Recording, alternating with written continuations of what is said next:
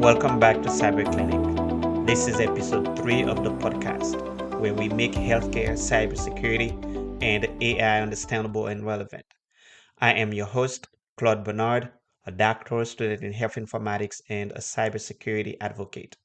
Today's episode goes beyond tech, it's about your safety, privacy, and peace of mind. Cybersecurity isn't just for hospitals or IT departments anymore. It's for everyone with a smartphone, a computer, or a smart fridge. So, if you've ever wondered, is cybersecurity something I need to worry about? This episode is absolutely for you.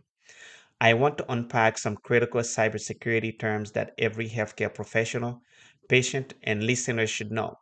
These are not just tech buzzwords, they shape how we protect patients, data, and care delivery daily.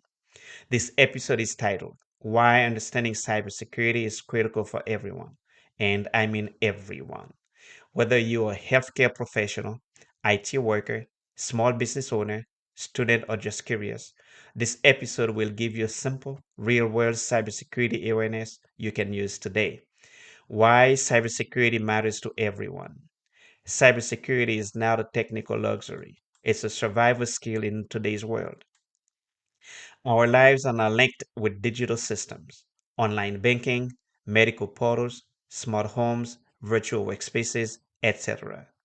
In 2023 alone, over 422 million Americans were affected by data breaches. That's more than the total US population because some people were hit multiple times. Identity hijacking, drained bank accounts, delayed surgeries, and even denial of essential healthcare services have all happened due to cyber attacks. Think about it.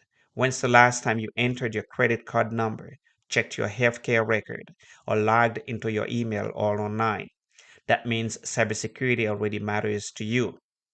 In May 2024, Ascension Health, one of the largest nonprofit healthcare systems in the US, experienced a significant ransomware attack. The cyber attack disrupted operations across multiple hospitals, causing ambulances to be diverted and elective procedures to be postponed. Patients reported delays in receiving lab results and medications, and staff had to revert to manual processes, impacting the quality and timeliness of care. The attack highlighted vulnerabilities in healthcare cybersecurity and emphasized the critical need for robust digital defenses to protect patient safety and data integrity. The following are examples and definitions of basic attacks and measures you can adopt to protect your information. Phishing attack. Phishing is a cyber attack where criminals trick you into revealing personal information by pretending to be a trusted source. A cyber criminal sent an email that looked like it came from a trusted bank, your healthcare insurance, or a health entity. A customer clicked the link, entered their password, and unknowingly gave a hacker direct access to their account. War driving. War driving is searching for vulnerable wireless networks, often to hack into them easily. Cyber criminals drive around neighborhoods or coffee shops searching for unsecured Wi Fi networks. If they find one, they can intercept your information, watch what you're doing online, and even install malware on your devices. Ever sat in a coffee shop and hopped onto free Wi Fi without thinking twice? You might have unknowingly opened a door to hackers. Social engineering, the human hack. Cybersecurity threats don't always rely on technology. Sometimes the weakest link is human behavior. Social engineering involves using deception to manipulate individuals into revealing confidential or personal information that may be used for fraudulent purposes. The fake IT calls is a real world example. Someone pretending to be your company's IT staff calls and says, "Hey, we're doing a system update. Can you confirm your login credentials so we don't lock your account?" Or the person feels pressure and gives their password. Boom. Now the attacker has access to the entire system. Grandparent scam targeting seniors. An older adult gets a call that sounds exactly like their grandson. "Grandpa, it's XYZ. I was detained. Please don't tell mom and dad I need $3,000 for bail. Then a second caller claims to be a lawyer and gives payment instructions. The grandparent wires the money, but it was a scam using AI voice cloning and emotional manipulation. Physical entry. A stranger tailgates into a secure office by pretending to have a badge or acting like they belong. Once inside, they install malware through a USB stick or steal information. Here are a few simple ways to protect yourself from social engineering. Pause. If someone calls asking for sensitive info, don't rush. Verify. Hang up and call the organization directly using a known phone number. Never share passwords. Authentic companies never ask for them. Educate loved ones, especially seniors and children who are often targets. How to reduce social engineering risks in healthcare. Train staff regularly on phishing and suspicious behaviors. Use multi-factor authentication on critical systems. Set up clear reporting channels for suspicious emails, calls, or visitors. Enforce challenge culture. It's okay to question strangers in restricted areas. Limit what information can be given over the phone or by email. In healthcare, social engineering isn't just about stealing data, it can put patient lives at risk. A simple phishing email or a fake phone call can lead to ransomware attacks that shut down critical systems. That's why cybersecurity needs to be everyone's job in a hospital, from front desk staff to surgeons. Cybercriminals are experts at sounding kind, helpful, or even scared, but their only goal is to get what they need from you. What do weak passwords mean? Weak passwords are like leaving your front door unlocked. No alarm, lock, or barrier. Examples of weak passwords: 1, 2, 3, 4, 5, 6. The word password. The top six letters of your keyboard, such as QWERTY, using your birthday, pet's name, or address. Here are some strong password tips. Use at least 12 characters. Combine upper and lowercase letters, numbers, and symbols. Never reuse passwords across essential accounts. Consider using a password manager. These apps create and store strong passwords securely for you. If your password is easy enough to guess from your social media profile, it's not protecting you. Understanding MFA or multi-factor authentication. Multi-factor authentication requires two or more pieces of evidence before you can access your account. Usually, it's something you know, such as your password, and something you have, such as your phone or fingerprint. Example: you log into your email with your password. Then you get a text message with a one-time code. You enter that code to finish logging in. Why MFA matters. Even if hackers know your password, they can't enter your account without your second factor. Studies show MFA blocks 99% of automated attacks. MFA is your best last line of defense after your password. Turn it on for email, banking, health portals, or even social media. Imagine your password is a lock on your door. MFA is like adding a deadbolt in a home alarm system. It's just smart. The hidden danger of public Wi Fi. Public Wi Fi is like shouting your personal information across a crowded room. Why public Wi Fi is risky? Public networks are often unsecured. Hackers nearby can intercept your emails, passwords, health, and credit or debit card information. For example, you check your bank balance using free airport Wi Fi. A hacker nearby sniffs the unencrypted traffic and sees your login details. Simple tips: avoid checking banking, work, or health information on public or work related Wi Fi. Use mobile data instead if possible, or use a VPN application when on public networks.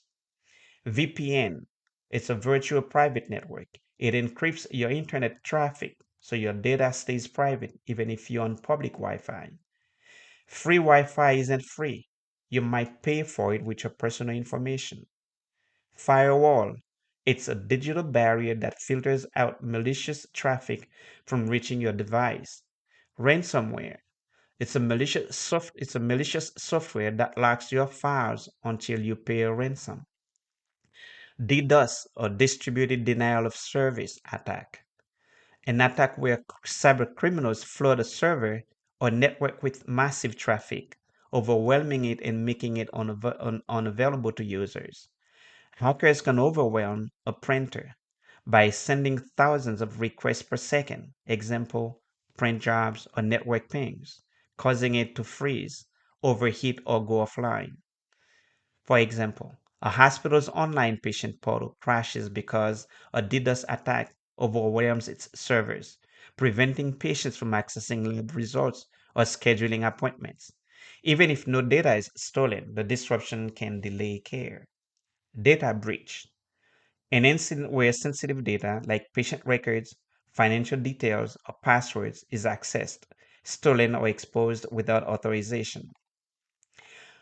A hacker infiltrates a hospital system and downloads thousands of patient medical records, including social security numbers, diagnosis, and insurance details.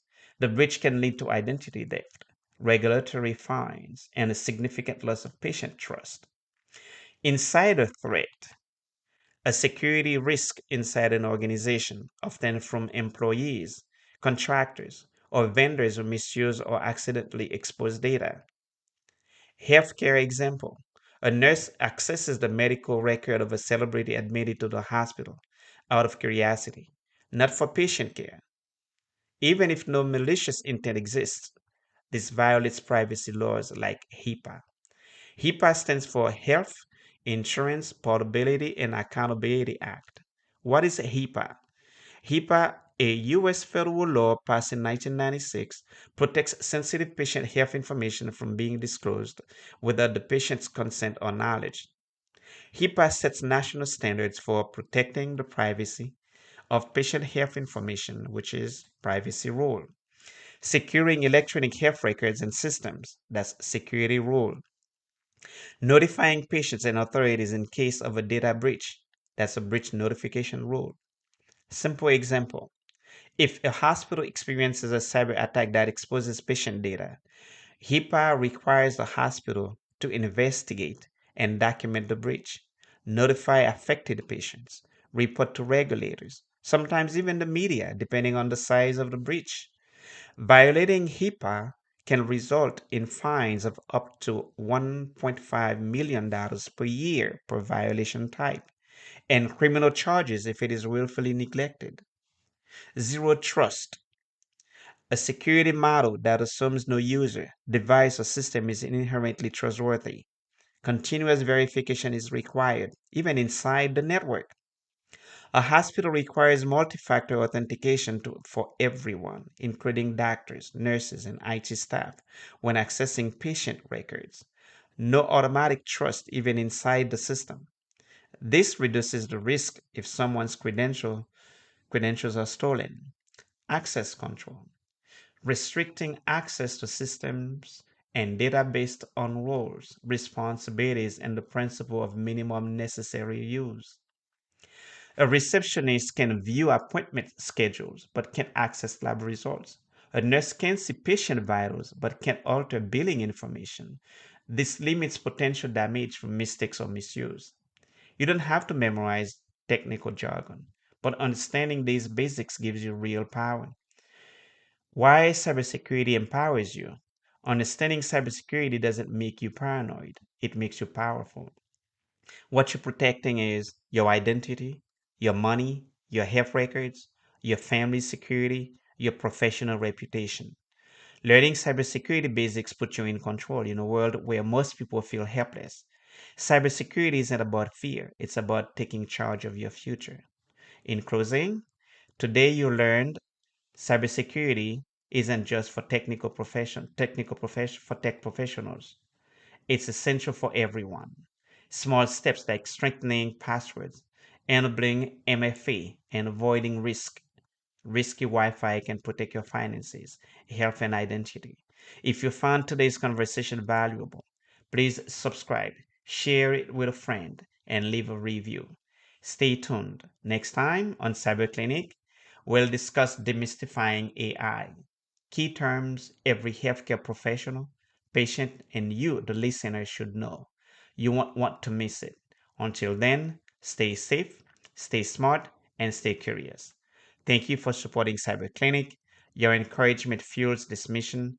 If you haven't yet, please subscribe and enroll in the journey.